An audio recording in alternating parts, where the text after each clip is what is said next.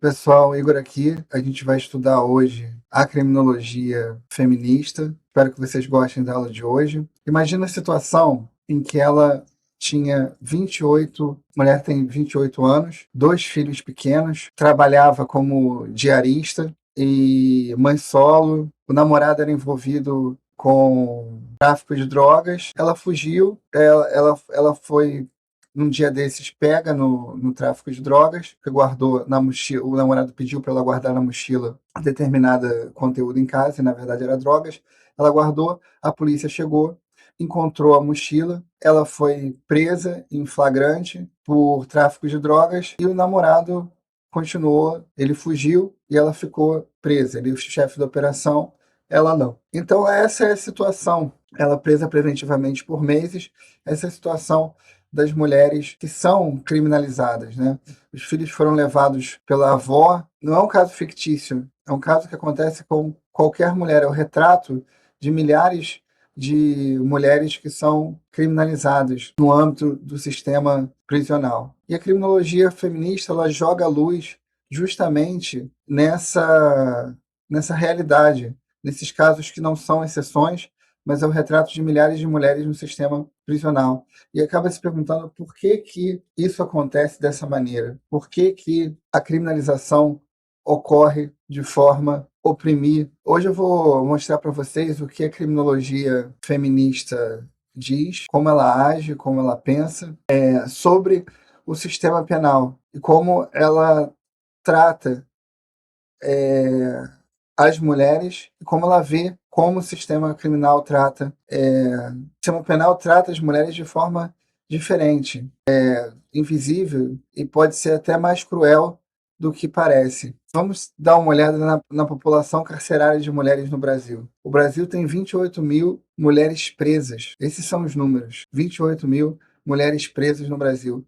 É o terceiro do ranking mundial da maior população carcerária feminina no mundo. Esses são números que precisam ser ditos em voz alta, que vocês precisam reconhecer para entender a realidade da criminalização das mulheres no Brasil. Sendo que 60 a 65% das mulheres presas são por tráfico ou crimes relacionados. É um sistema construído por poucos crimes e recai sobre a fragilidade das mulheres que estão na ponta do tráfico de drogas.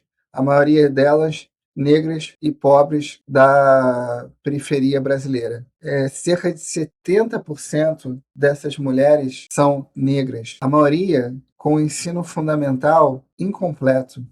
A maioria é mãe de filhos menores e não tem como deixar esses filhos menores com alguém para serem cuidados. Normalmente vai para a família extensiva, pode ser que não haja nem essa família extensiva para cuidar dessas crianças.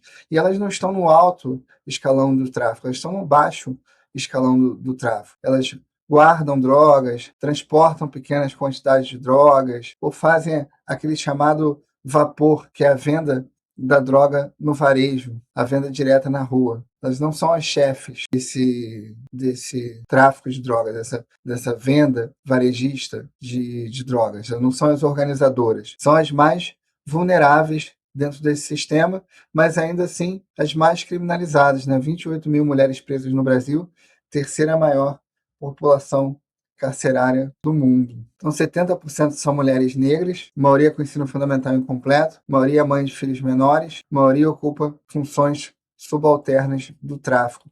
A criminologia feminista vai justamente perguntar por que o sistema funciona dessa maneira. E a resposta começa com a perspectiva do androcentrismo. Entender que a visão do mundo é uma visão do mundo que coloca o homem como centro e medida de tudo, que prevalece dentro do sistema penal. É o homem como centro, o homem como grande referência do sistema. E a criminologia foi historicamente androcêntrica, pensando nesse homem, nessa realidade masculina. Criminólogos como Lombroso, Ferri, Garófalo estudavam o criminoso, mas esse criminoso homem. E essa mulher, ela ficava invisibilizada, essa criminalidade feminina. A mulher, quando era vista como criminosa, era vista como dupla desviante quando ela aparecia, seja por ser mulher, seja por ser criminosa.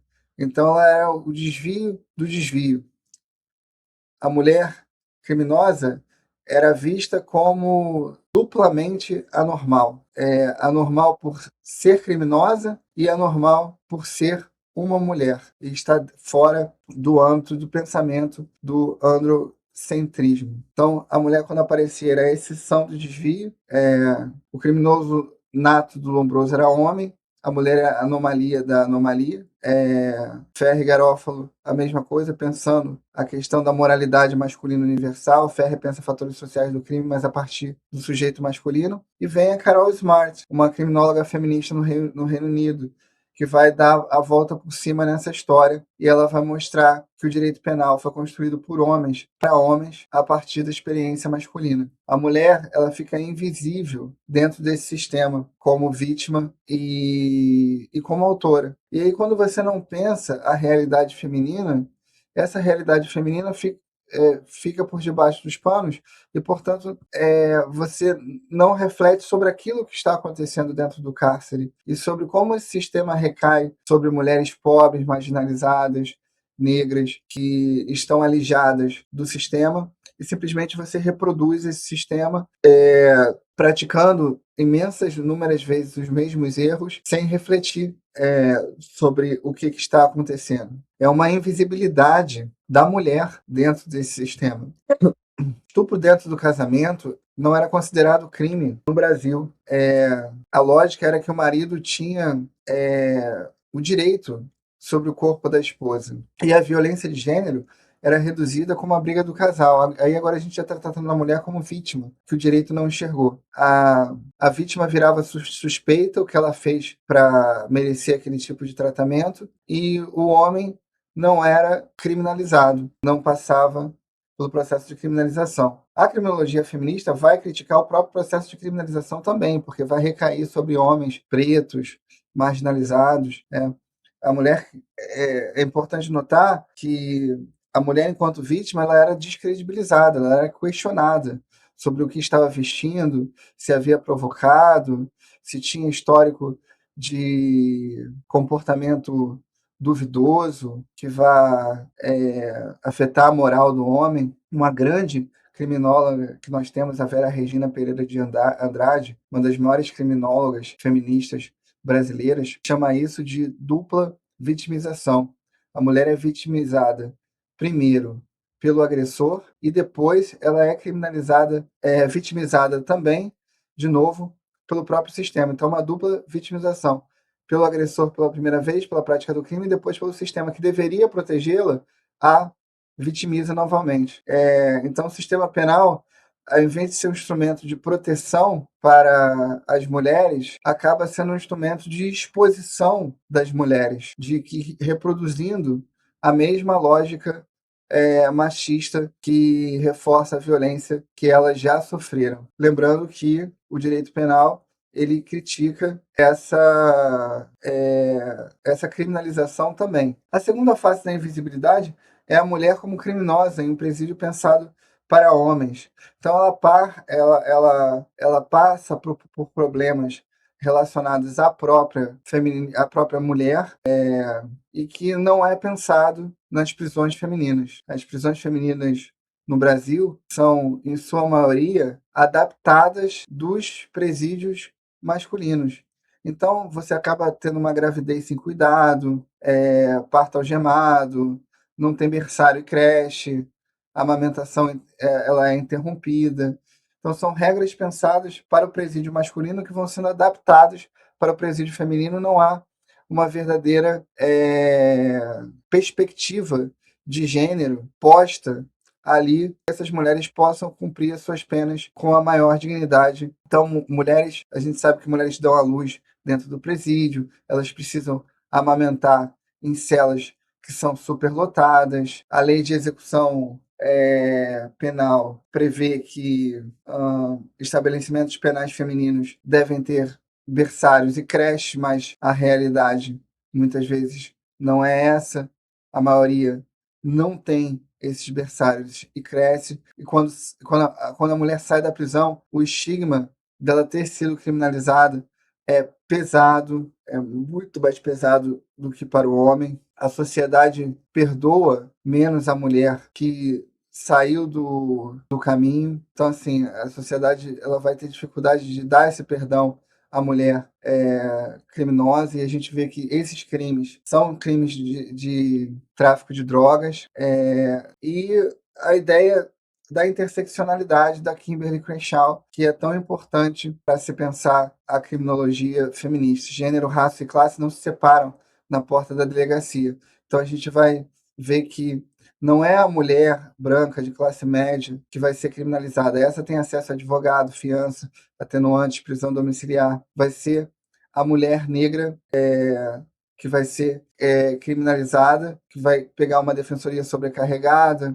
vai ficar na prisão preventiva, vai cumprir a pena até o fim. Então, o conceito da jurista americana Kimberly Crenshaw é importantíssimo para se pensar a criminologia feminista com essa ideia desses múltiplos eixos de opressão que se cruzam e se somam num contexto de um sistema penal brasileiro imensamente desigual. Então, não basta a gente falar de mulheres em geral, a gente fala de mulheres em concreto.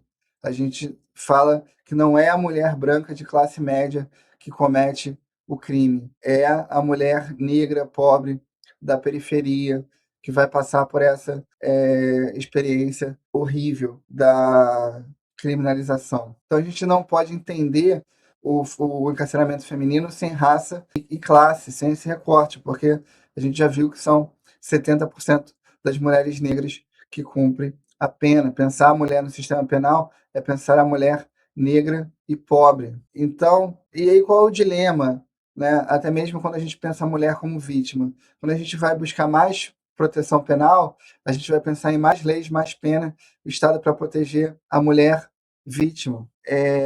E esse Estado também vai punir mais homens negros periféricos, e isso não vai resolver o problema a partir do punitivismo. O sistema que pune, ele é seletivo, racista e classista. A mulher negra e pobre acumula as desvantagens de gênero, raça e classe e acaba sendo criminalizada. A criminóloga feminista Soraya de Rosa Mendes, referência central da criminologia feminista brasileira, defende que qualquer análise do sistema penal que ignore esses recortes de gênero, raça e classe, de interseccionalidade, está incompleta.